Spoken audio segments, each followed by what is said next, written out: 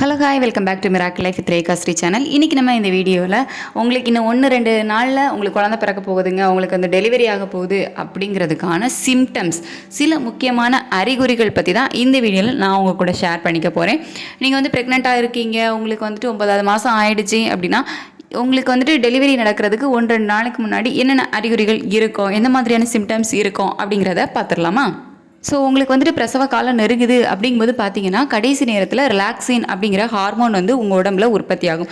So இந்த ரிலாக்ஸின் ஹார்மோனோட வேலை என்ன அப்படின்னு பார்த்தீங்கன்னா, உங்களோட ஸ்டொமக்கில் வந்துட்டு தசைகள் இருக்கும்ல, ஸோ உங்கள் முதுகு பக்கத்தில் இருக்க தசை, இடுப்பு பக்கத்தில் இருக்க தசைகள், ஸோ அந்த உடம்புல அதாவது உங்கள் வயிற்று பகுதியில் இருக்கக்கூடிய தசைநார்களை எல்லாமே தளர்ச்சியாக்கும். அதாவது உங்களை வந்து பிரசவத்துக்கு ரெடி பண்ணும். அதாவது நார்மல் டெலிவரி ஆகணும் அப்படிங்கும்போது அந்த தசைநார்கள் எல்லாம் நல்லா விரிஞ்சு கொடுக்கணும். ஸோ அதுக்காக பார்த்தீங்க அப்படின்னா இந்த ரிலாக்ஸின் ஹார்மோன் வந்துட்டு அந்த தசைநார்கள் எல்லாமே வந்து தளர்ச்சி அடைய செய்யும். ஸோ அப்படி இருக்கும்போது முட்டு பகுதிகளெல்லாம் உள்ள தசைகள் எல்லாமே இந்த ரிலாக்ஸின் அப்படிங்கிற ஹார்மோனால் கொஞ்சம் தளர்ச்சி அடையும் போது நமக்கு கை கால் வலி, முட்டு வலி, அதுக்கப்புறமா இடுப்பு பகுதியில் வலி, ஸோ இந்த மாதிரியான சின்ன சின்ன வலிகள் வந்து இருக்கும்.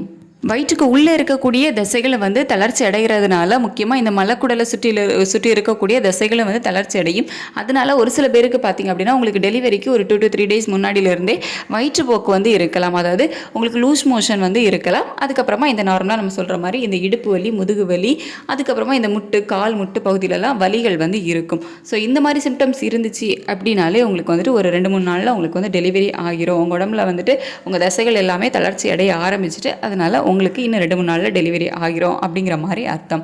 அதுக்கப்புறமா பார்த்திங்க அப்படின்னா லாஸ்ட் டைமில் நமக்கு அது வரைக்குமே ப்ரெக்னன்சி ஃபுல்லாகவே ஃபஸ்ட்டு ஒரு 3 monthsக்கு உங்களுக்கு வெயிட் லாஸ் இருக்கும். அதுக்கப்புறமா நீங்கள் நல்லா சாப்பிட ஆரம்பித்து உங்களுக்கு வாமிட் எல்லாம் செட்டில் ஆனதுக்கப்புறமா வெயிட் வந்து அதிகமாக ஆரம்பிக்கும். ஸோ அந்த வெயிட் பார்த்திங்க அப்படின்னா ஒரு குறிப்பிட்ட ஸ்டேஜுக்கு அப்புறமா ஸ்டாப் ஆகிடும். உங்களோட டெலிவரி நெருங்குது அப்படிங்கும்போது அந்த வெயிட் கெயின் அப்படிங்கிறது வந்து ஸ்டாப் ஆகிடும். ஸ்டாப் ஆகி சில பேருக்கு 1-2 வெயிட் வந்து அதாவது கிலோ வெயிட் வந்துட்டு கம்மியாகலாம், 1-2 கிலோ வெயிட் கம்மியாகலாம். அப்படி இல்லை அப்படின்னா அந்த வெயிட் வந்து இன்க்ரீஸ் ஆகாமல் அப்படியே குறிப்பிட்ட ஸ்டேஜ் மேலே அது வந்து ஸ்டாப் ஆகிடும். ஸோ ஏன்னா அதுக்கப்புறம் உங்களுக்கு டெலிவரிக்கு வந்து உங்கள் உடம்பு ரெடி ஆகுது, அதனால அதுக்கு மேலே உங்களுக்கு வெயிட் கெயின் வந்து ஆகாது. ஸோ அந்த மாதிரி உங்களுக்கு வெயிட் கெயின் ஆகிறது ஸ்டாப் ஆகுது அப்படின்னாலே உங்களுக்கு வந்து டெலிவரி வந்து சீக்கிரமாக இருக்க போகுது அப்படின்னு வந்து அர்த்தம். நெக்ஸ்ட் வந்துட்டு முதுகு வலி, இடுப்பு வலி. ஸோ இந்த முதுகு வலி பார்த்திங்க அப்படின்னா நார்மலாக ப்ரெக்னன்சி டைமில் வந்துட்டு நம்மளுக்கு ஸ்டொமக்கில் வந்து வெயிட் அதிகம் மாறதுனால முதுகு வலி வந்து நார்மலாக இருக்கும். பட் உங்களோட டெலிவரி வந்து நெருங்குது அப்படிங்கும்போது இந்த இடுப்பு வலி பார்த்திங்கன்னா இன்னுமே வந்து கடுமையாக இருக்கும். உங்களோட முதுகு வலி அப்படிங்கிறது கீழ் முதுகில் வந்து இருக்கும். ஸோ அந்த கீழ் முதுகில் இருந்து அந்த வலி தொடங்கி அப்படியே உங்கள் இடுப்பு பகுதி வரைக்கும் அந்த வலி அப்படிங்கிறது வந்து இருக்கும். நீங்கள் வந்து என்ன தான் பண்ணாலும் அந்த வலி பார்த்திங்க அப்படின்னா குறையாது. ஏன்னா நம்ம உடம்பு வந்து டெலிவரிக்கு ப்ரிப்பேர் ஆகுது. உங்களோட உள்ளே இருக்கக்கூடிய தசைநார்கள் எல்லாமே தளர்ச்சி அடையுது, இடுப்பெலும்பு விரிஞ்சு கொடுக்குது, உங்களோட முதுகெலும்பு எல்லாமே அதுக்கு ரெடி ஆகுது அப்படிங்கிறதுனால ஸோ அந்த வலிகள் வந்து கொஞ்சம் கடுமையாக தான் இருக்கும். நீங்கள் என்ன தான் பண்ணீங்க அப்படின்னாலும் அந்த வலி வந்து கொஞ்சம் சரியாகாது. அதாவது பொய் வலி உண்மை வலி அப்படின்னு சொல்லுவோம்ல, ஸோ அந்த மாதிரி உண்மையான உங்களுக்கு பிரசவ வலி வருது அப்படிங்கும்போது அந்த வலி வந்து போகாது. உங்களோட கீழ் முதுகு பகுதியிலேருந்து இடுப்பு பகுதி வரை அந்த வலி வந்து இருக்கும். நெக்ஸ்ட் வந்துட்டு பிறப்புறுப்பில் சளி போன்ற திரவம் வந்து வெளியேறுறது, அதாவது வெள்ளப்படுத்தல் இருக்குல்ல, ஸோ அந்த மாதிரி வந்துட்டு ஒரு திரவம் வந்து வெளியேறுறது.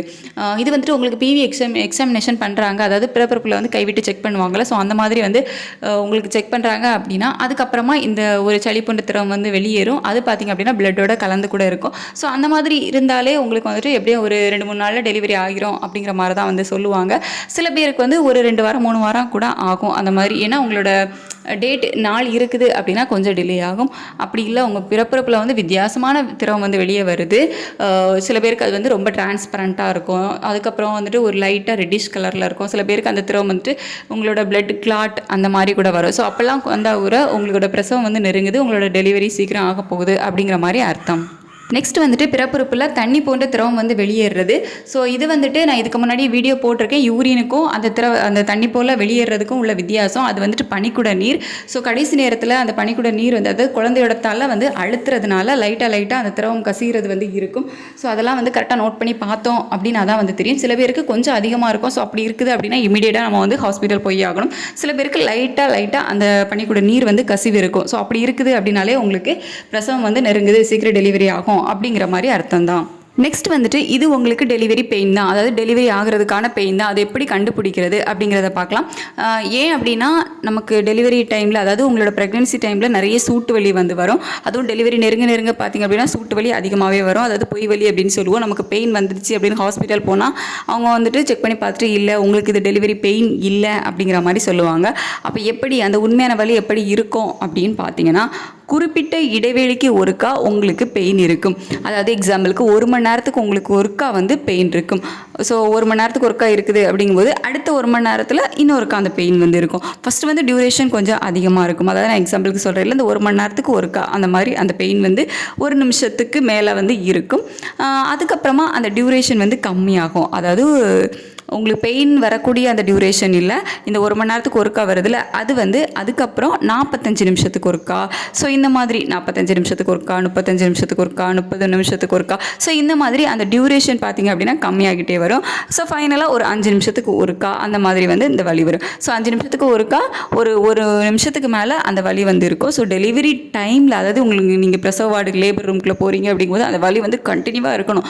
ஸோ அப்படி அந்த கண்டினியூவாக அந்த பெயின் வந்து அதிகமாக இருக்குது அப்படிங்கும்போது உங்களுக்கு உடனே டெலிவரி ஆகிரும். ஸோ டெலிவரி ஆகிறதுக்கு ஒரு 2 days முன்னாடியிலேருந்து உங்களுக்கு இந்த மாதிரி வந்து பெயின் இருக்கலாம். குறிப்பிட்ட இடைவெளிக்கு ஒருக்கா ஒரு சுருக்குன்னு ஒரு பெயின் வந்து இருக்கலாம்.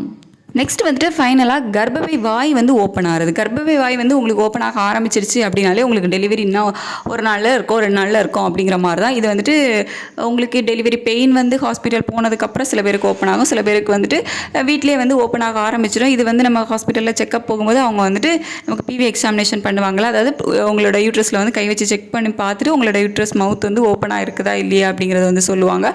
ஸோ அப்படி பார்க்கும்போது உங்களுக்கு 1 சென்டிமீட்டர் 2 சென்டிமீட்டர் இந்த மாதிரி கொஞ்சம் கொஞ்சம் ஓப்பன் ஆக ஆரம்பிச்சிருக்கு, ஒரு 2லேருந்து 3 சென்டிமீட்டர் ஓப்பன் ஆகிருக்குது அப்படின்னாலே உங்களுக்கு 1 நாள் 2 நாளில் பார்த்திங்க அப்படின்னா டெலிவரி இருக்கும் அப்படின்னு தான் அர்த்தம்.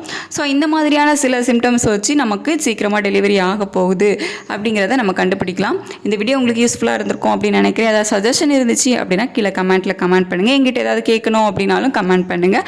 பர்சனலாக கேட்கணும் அப்படின்னா மெயில் ஐடிக்கு மெயில் பண்ணுங்கள். நம்ம வீடியோஸ் தொடர்ந்து பார்க்கணும் அப்படின்னு நினச்சிங்கன்னா நம்ம சேனலை சப்ஸ்கிரைப் பண்ணி கீழே இருக்க பெல் பட்டனை கிளிக் பண்ணி ஆள் கொடுத்து வச்சுக்கோங்க. தேங்க்யூ.